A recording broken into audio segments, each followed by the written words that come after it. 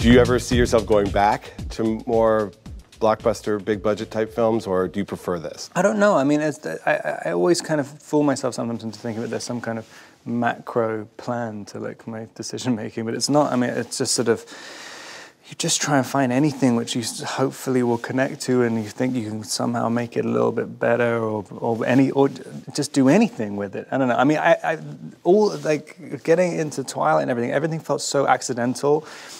Maybe it's just some kind of self-protection, like where I'm just like, oh, it's all just like, you know, everything's just kind of happened by accident. But I don't know. I mean, I think in the same way that when you get incredibly lucky with having roles which afford you the opportunity to do smaller things.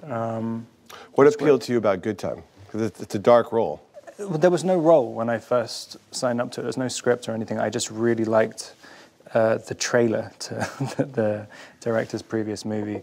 And really, it's really just, I'm starting to find as well that I'm just basically playing a director. Like every single, in one way or another, I think that's the only way I can really figure it out. And I really liked their energy just as people. And they're very, very kind of, they're like little dynamos. And I'd played a lot of parts which were quite reactive and quite passive. And I just wanted to play a part which was really on the front foot and also didn't have any shame and any fear, and I could just feel it in them, and I knew what they were going to write, and I knew that they liked writing audacious things. We just have a client that walked in. We good? When you get another 10 grand, your brother will get out. Where are you? How much money can you get right now? Come on, bro. Oh my gosh. Are you kidding me? What do you think I'm doing this for? I want to get him out tonight.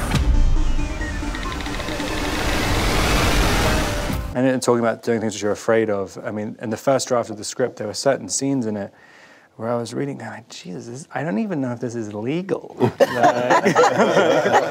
like, is there a loophole? If you do something in a movie, does that make it legal? Right.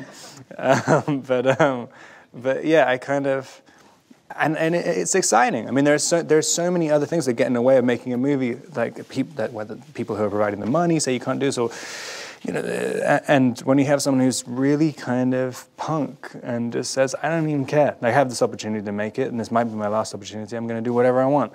And you so rarely meet those people. When I worked with Claire Denis afterwards, and she's like that as well, where it's just kind of, and she's been doing that for movie after movie her whole career.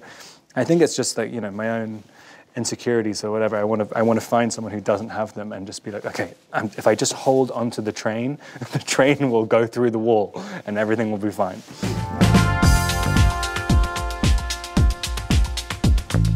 Is there a role or even a portion of a role, a line that has particularly stuck with you years later from someone you've played? I think my prostate is asymmetrical. I always really love that. What is that from? From Cosmopolis. And it always and it's me and Paul Giamatti have this thing where I say it to him when we're crying together, and he's like, mine too. And I'm like, what does it mean?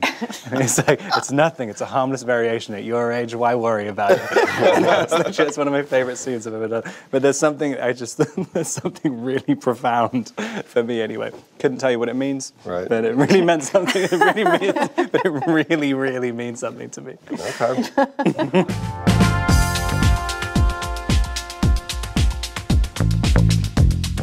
Rob, you started as a young actor. Did you have to get up courage to assert yourself on set with people? I can't. I just run away and cry. Really? Still? Still. No, I don't really. Well, I don't know, I do.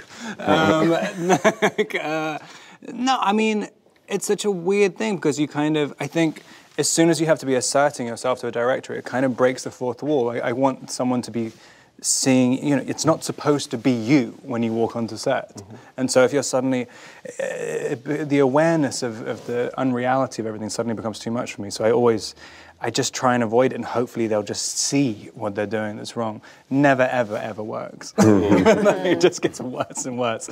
But at the same time, I feel like it completely throws me off if I had to say like, hey, this is my process. It's like, I don't know what my process is. There needs to be just some kind of understanding that you're trying to do something good. You're not just like messing around. I don't know. Right.